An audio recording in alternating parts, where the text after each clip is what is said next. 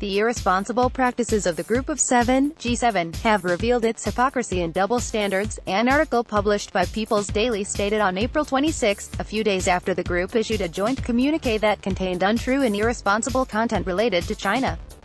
Masquerading under the name of international law, the joint communiqué points the finger at the South China Sea and East China Sea issues, as well as China's human rights situation. China firmly opposes the China-related content, a foreign ministry spokesperson said on Wednesday.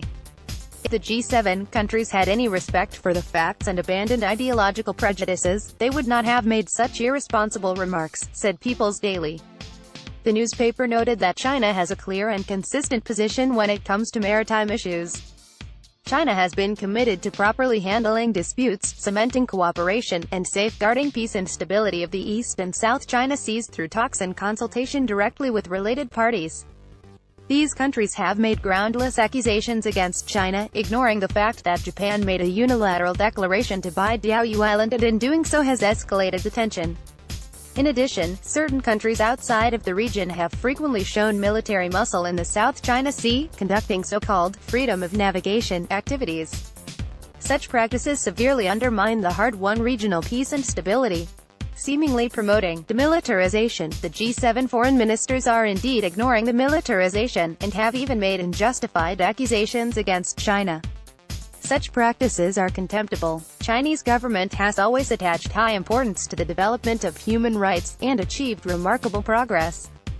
However, China still receives unjust treatment from these countries that pretend to be human rights guards and make improper comments.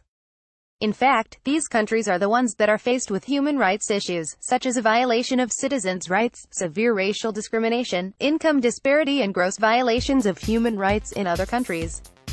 These countries are in no position to blame China in the name of international law. In mid-April, a number of these countries even launched a military attack against Syria without the permission of the UN Security Council. Such a unilateral military act didn't only go against the purposes and principles of the UN Charter, but it also further deteriorated the situation in Syria. It needs to be pointed out that the G7 was founded to facilitate shared macroeconomic initiatives. However, some of the G7 countries have shifted their focus to non-economic issues in recent years. In regards to the East and South China Sea issue, 6 out of the 7 countries lie outside of the region, so the issue isn't relevant to them. It is hoped that these countries will respect the facts and the efforts made by regional countries to promote peace and stability, and cease making irresponsible remarks. For the latest China news, please follow People's Daily on Twitter and Facebook. Web editor, Hong Yu, Bianji.